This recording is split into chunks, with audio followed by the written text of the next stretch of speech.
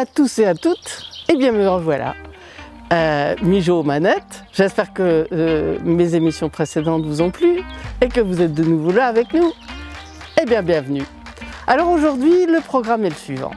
Je vais tester quelque chose que je n'ai pas encore testé. Je vais tester deux choses aujourd'hui. Une nouvelle console que je ne connais pas et Assassin's Creed, dont j'entends parler depuis longtemps bien sûr.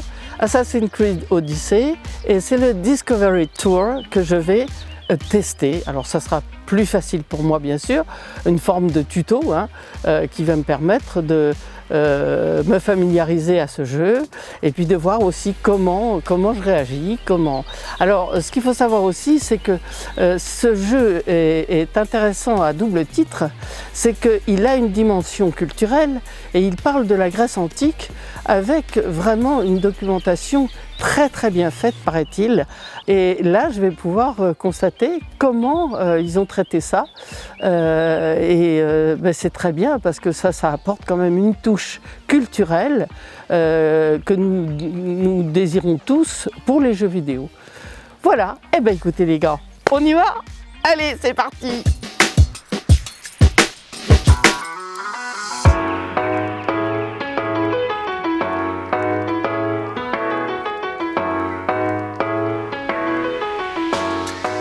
Pourquoi les personnes de mon âge ne jouent pas? Bonne question. Bon, je ne les ai pas encore interviewés, je vais être très clair avec vous. Je le ferai peut-être, ça serait peut-être sympa d'aller dans un EHPAD ou rencontrer d'autres personnes autour de moi et de leur poser la question pourquoi tu ne joues pas. Je pense qu'il y a déjà au départ, ils ont peur des technologies nouvelles. Ils ont peur des ordinateurs, déjà, la plupart. Il y en a d'autres qui ont quelquefois une réponse que j'attendais pas, parce que moi j'ai pas trop de problèmes avec mes yeux, mais il y a aussi un problème de vue. Et puis il y a ceux qui s'imaginent que ils voient eux le côté ado qui joue tout le temps, qui est accro à ces jeux et qui est en réaction contre tout, et voilà, donc il y a une connotation négative qu'ils ont. Parce qu'on ne leur a jamais expliqué, on leur a pas fait de démonstration, on ne leur a pas dit à quoi ça pouvait servir, etc. Et puis, ils pensent aussi que c'est que pour les jeunes, quoi. C'est un truc de jeunes, c'est pas pour eux. Ils ont vieilli, ils se prennent pour des vieux. Et c'est ça leur problème. Alors que les jeux vidéo pourraient les amener à penser autrement, à supporter mieux aussi la vieillesse, parce que la vieillesse, c'est quelque chose qui ralentit. Il y a des gens qui ne sont pas toujours patients pour comprendre ce ralentissement de leur propre corps. Et s'ils apprenaient à rejouer, à renouer avec le jeu, eh bien, ils auraient plein d'avantages. Alors, quels sont ces avantages? Moi, ce que je trouve, moi, en tant que personne âgée, dans les jeux, il y a une première chose, c'est que ça développe ma mémoire. C'est-à-dire ça fait un entraînement de mon cerveau, et pas seulement au niveau de la mémoire, mais au niveau du maintien de mon cognitif. Ça recrée des réflexes conditionnés. Donc ça, c'est un exercice cérébral par excellence, qui est très bon. Et puis ça provoque des sensations réelles. C'est-à-dire il y a certains jeux où on monte à cheval, c'est-à-dire le héros qu'on incarne monte à cheval. Eh bien moi qui j'ai fait de l'équitation dans le temps, je retrouve les sensations de l'équitation, alors que je ne peux plus monter. C'est extraordinaire. Il y a aussi quelque chose qui est pas mal, c'est les gens qui font dans les EHPAD maintenant, au travers de Silver Geek au passage, dans les Gamers Assemblées, mais ça leur permet de revenir à une certaine compétitivité, donc à une envie de vivre et une envie de faire des choses et de s'amuser. Donc il y a plein d'avantages. Et alors, il y a un dernier avantage, c'est que justement, ça démystifie, ça dédramatise le rapport qu'on a à nos âges avec les technologies nouvelles. Et surtout, ça ouvre la porte à l'accès aux ordinateurs et l'accès à Internet. Et Internet, c'est quoi? Eh bien, c'est la porte ouverte sur le monde. On peut voyager. Alors, nous, on est confinés tout le temps. Moi, le confinement, ça n'a rien changé pour moi, parce que je ne peux pas bouger. Donc, mais moi, tous les jours, je fais le tour du monde. Et puis, une dernière chose, qui n'est pas négligeable, c'est l'intergénérationnel. le contact avec les enfants de votre famille, renouer avec l'enfance, et ça va vous rapprocher. Moi, ça m'a rapproché de mon petit-fils, par exemple. En plus, il habite aux États-Unis, et par l'intermédiaire d'Internet, eh bien, on peut jouer ensemble, alors qu'on est à 5000 km l'un de l'autre. Donc c'est quand même plutôt pas mal. Et puis, je pense que les générations qui nous suivent ont besoin de notre transmission. Nous avons des informations à leur donner. Donc c'est l'occasion. Et en jouant, c'est plus facile. On arrive à se parler, on arrive à se rapprocher. Et puis c'est sympa, quoi. Il y a vraiment des jeux qu'on peut partager avec les enfants. Et puis ils peuvent nous apprendre. Et eux, ils arrivent à surfer sur Internet comme des professionnels. Allons-y, eux, ils peuvent nous apprendre. Donc voilà, merci de votre écoute. J'espère que ça va vous inciter à jouer.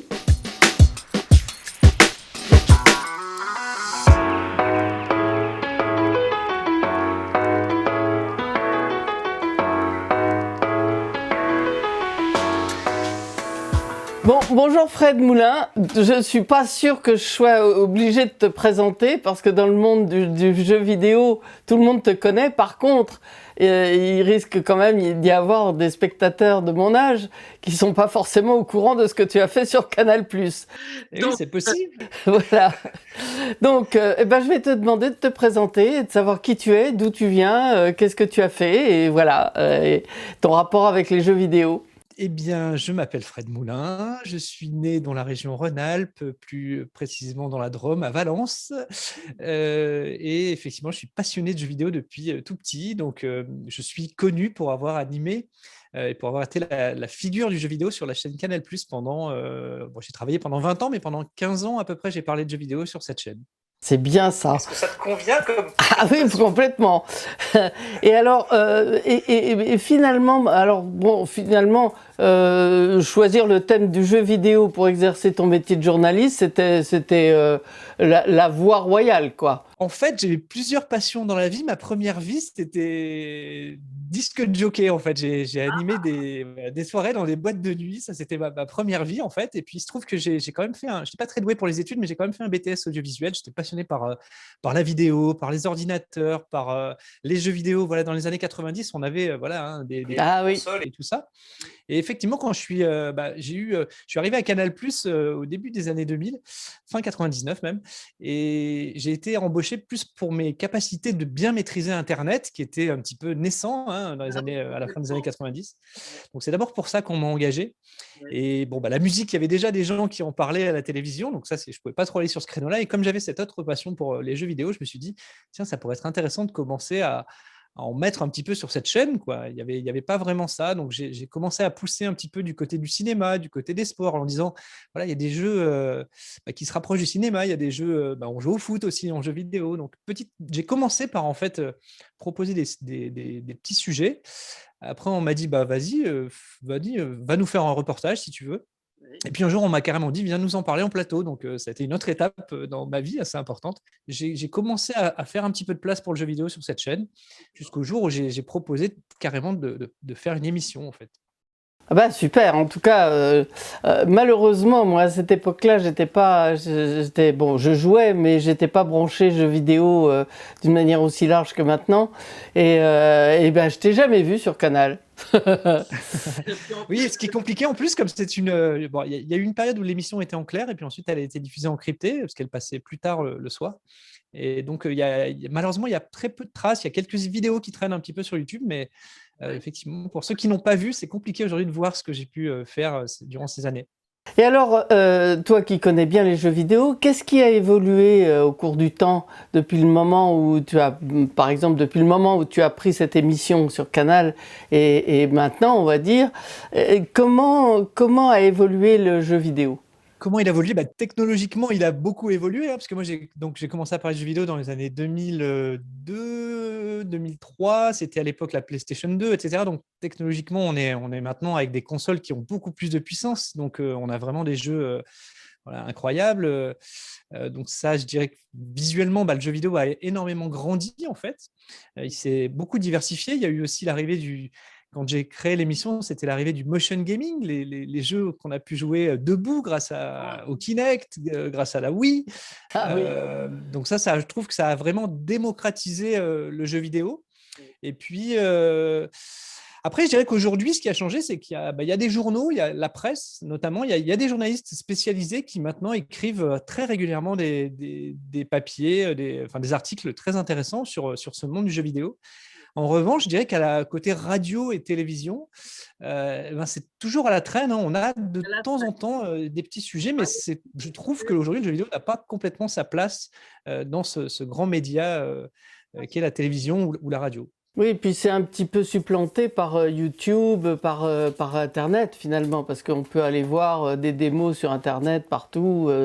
Donc effectivement, le parent pauvre devient les médias classiques. C'est vrai. Mais bon, après, c'est vrai que toutes les autres cultures, le cinéma, la littérature, la musique, voilà, ils ont leur place dans les médias. Et ce qui est un peu dommage, c'est que le jeu vidéo n'y trouve pas sa place aujourd'hui. Ah oui, parce qu'en fait, Je le déplore un peu, mais...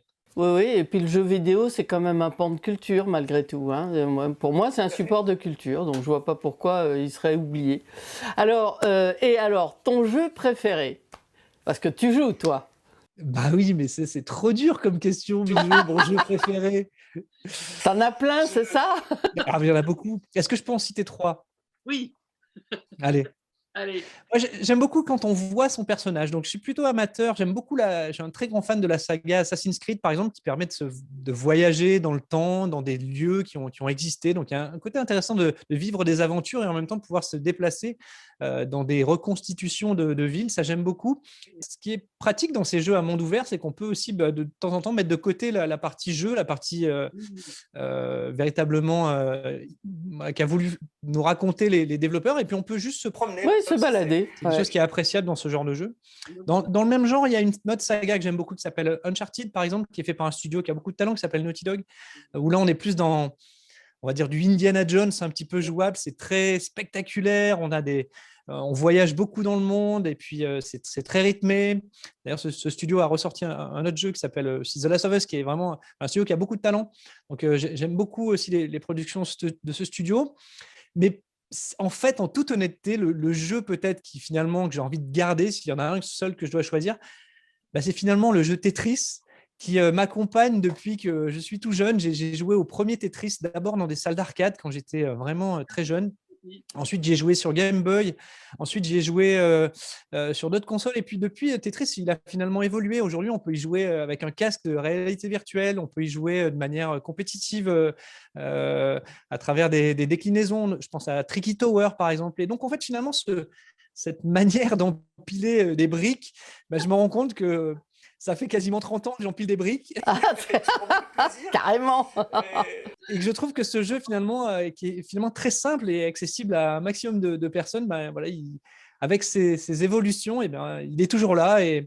Et finalement, je pense que c'est quand même le jeu auquel j'ai envie de te dire Tetris. Voilà, si je dois en choisir un seul, au final, voilà, ce jeu est éternel pour moi. Alors, toi qui connais bien les jeux vidéo, qu'est-ce que tu pourrais conseiller aux personnes de mon âge de jouer en premier? Déjà pour embrayer, tu vois, pour motiver les personnes de mon âge à jouer et que ça leur apporte vraiment quelque chose.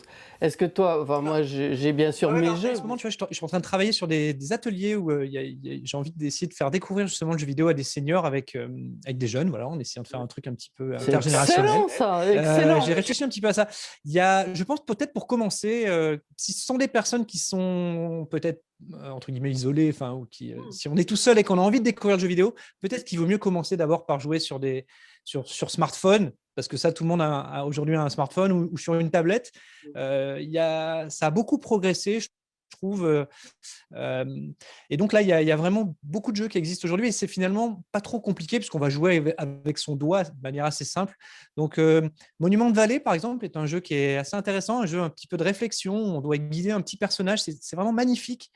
Ça s'inspire en plus d'un artiste qui avait créé des œuvres impossibles. Donc, Monument de Vallée, je vous conseille de tester ce jeu qui doit coûter quelques euros. Et puis sinon, Angry Birds.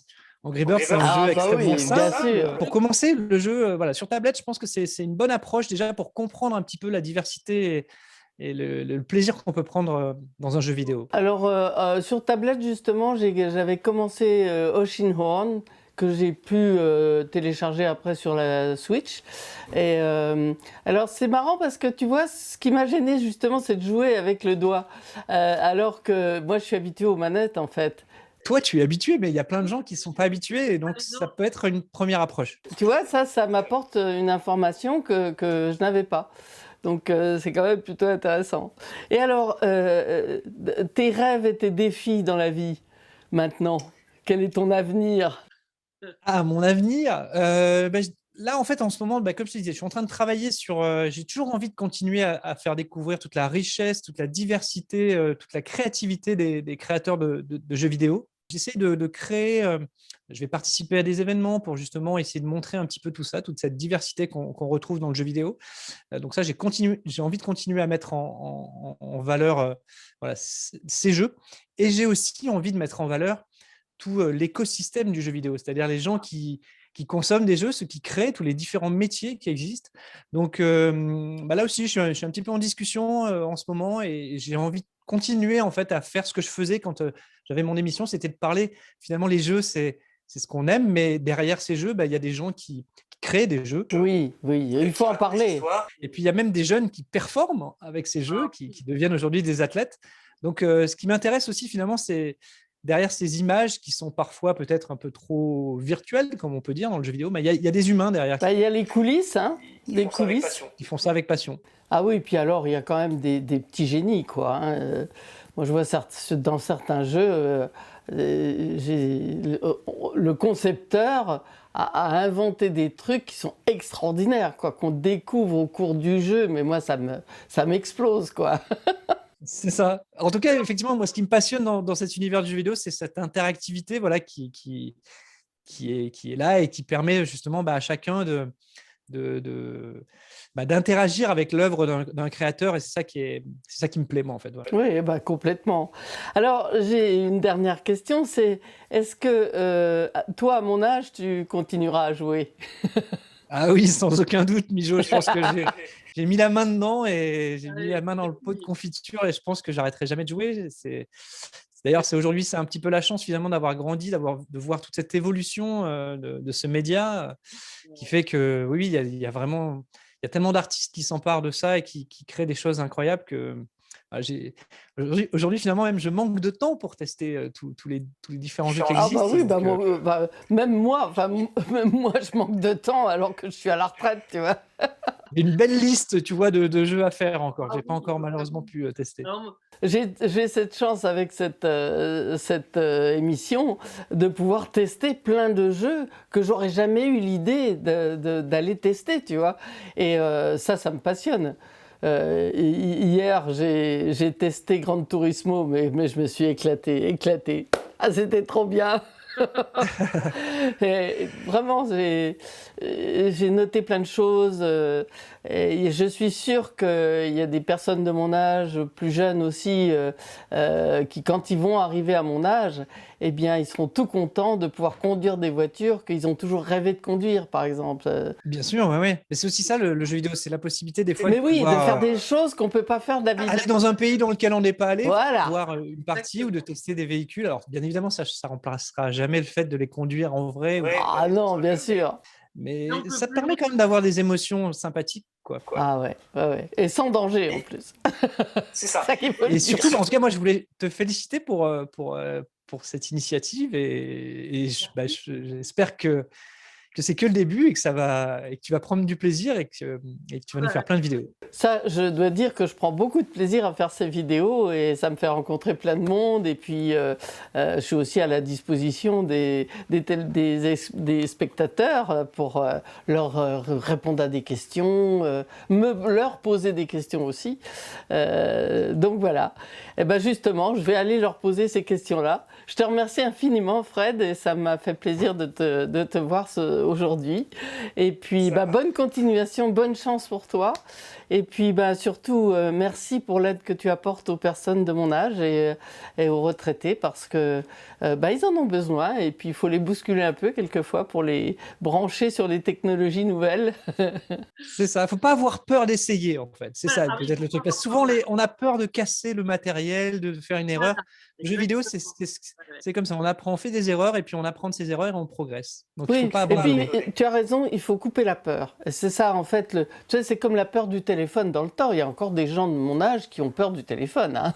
Carrément. Donc, voilà, tout ce qui est nouveau comme ça, il ne faut pas avoir peur de tester, de se lancer, de machin. Pourquoi faire? On ne cassera pas, de toute façon. Ça ne se casse pas. C'est très solide. C'est ça. C'est ça. Très bien. Eh bien, écoute, à bientôt, j'espère. À bientôt, Mijo. Et puis, merci infiniment. Salut. Merci à toi. Salut.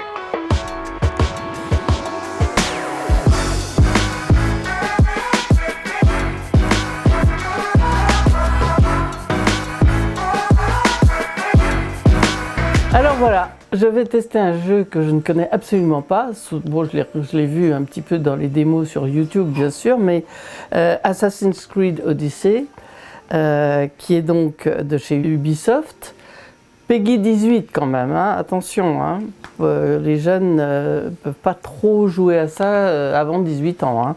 Et puis, on va découvrir. Je vais faire d'abord un petit peu du Discovery Tour, qui est donc un jeu découverte, on va dire, où là, je vais prendre en main ma manette, cette manette que je connais pas bien, et puis je vais découvrir.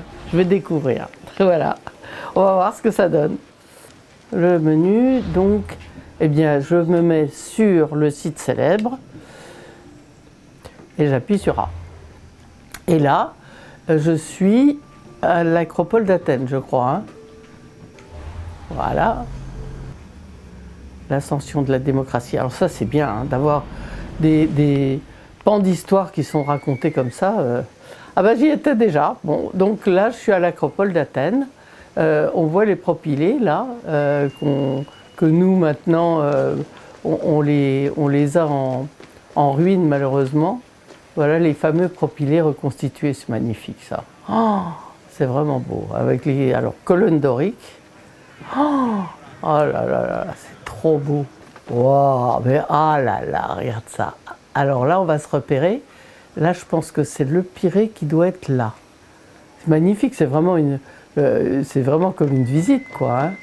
Alors là, je pense que je me dirige vers le Parthénon. Ça, c'est la façade du Parthénon. J'ai coup de cœur particulier pour le Parthénon. Oh! Ah ça alors! Il y a un oiseau, un aigle qui s'est posé sur moi. Oh, c'est pas beau ça. Ah, c'est trop bien. Mais il est super celui-là. Ah la vache, c'est trop bien ça. Bon, allez, pépère. Oh, voilà, et on va rentrer dans le Parthénon. Alors ça, c'est une sensation que... Oh, wow, regarde-moi ça. Ah, c'est trop beau. Wow, il y a des jeux de lumière et des trucs. Oh, c'est trop génial. Hein. Ah, c'est magnifique. Alors, je vais essayer de monter plus haut. Et je vois qu'il y a une statue là et peut-être qu'on peut grimper. On va essayer. Alors, est-ce que je peux grimper? Parce que je sais qu'il fait de la varap celui-là. Allez, hop. Ah ouais. Allez, trop génial. Waouh, regarde ça. Je sais pas où il trouve ses points d'appui, mais lui il trouve. Et là, il peut monter là? On va essayer. Ah ouais. Oh, je vais essayer. Bon, je saute, on verra bien. Oh, punaise. Ah, mais il y a tout ce qu'il faut pour se rattraper. Bon, eh ben, on va se mettre à jouer pour de vrai. Cette fois, on va rentrer dans le jeu. Je pense que je me suis assez entraînée pour maîtriser un petit peu la manette.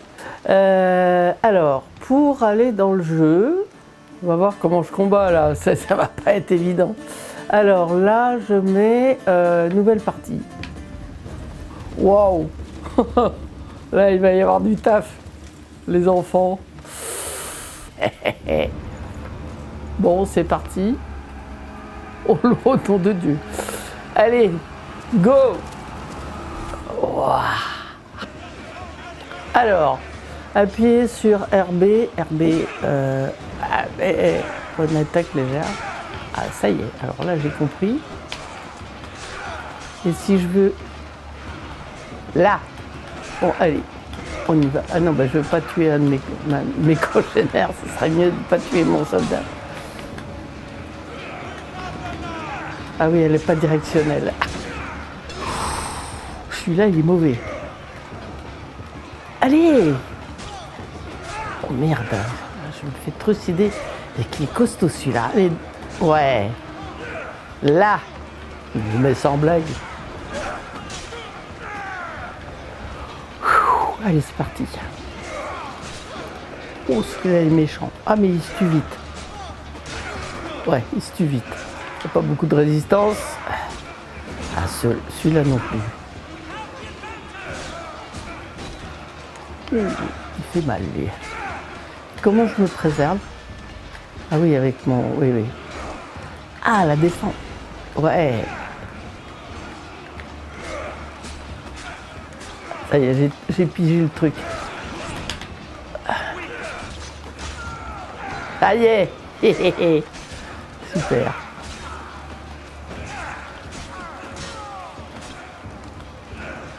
Fatigant les combats. Hein. Très très fatigant les combats. Ah, je suis en danger. Nom de Dieu, je suis en danger. Comment je mange là-dedans? Je vais mourir. Je suis très fatiguée là. Comment on fait? Oh, ah là là, j'ai plus de vie. J'arrive au bout là. Ouais, c'est fini là. Ah bah dis donc, je me suis pas fait mourir, hein. Ouah. Par contre, alors là, je peux te dire que les mains, elles en prennent un coup. Mais c'est bien parce que justement, ça fait... Enfin, moi, j'ai une maladie du Dupuytren que j'arrive à soigner par homéopathie. Mais ça permet justement de remobiliser après, d'avoir cette tendance à bien rebouger les mains après. Donc c'est plutôt pas mal. Bon ben voilà, j'ai fait d'abord une approche soft avec le petit programme de découverte du jeu. La reconstitution historique est fabuleuse dans ce jeu. Et là, on peut parler d'un outil culturel vraiment élaboré et sophistiqué.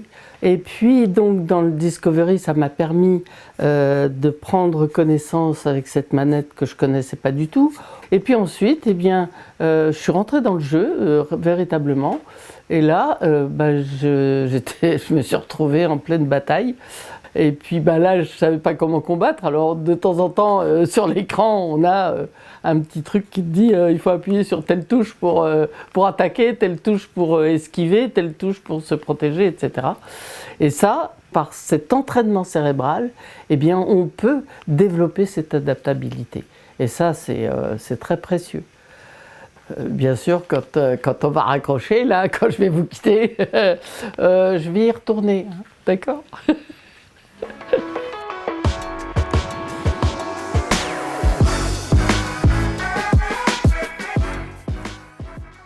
Eh bien voilà, on arrive à la fin de cette troisième émission. Ça m'a fait très plaisir de vous faire découvrir un certain nombre de choses aujourd'hui.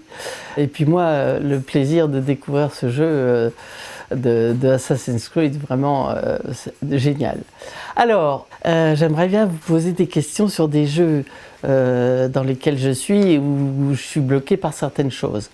Et en particulier, j'ai Xenoblade Chronicles 2 depuis 3 ans, que j'adore parce que bon, c'est vraiment trop génial.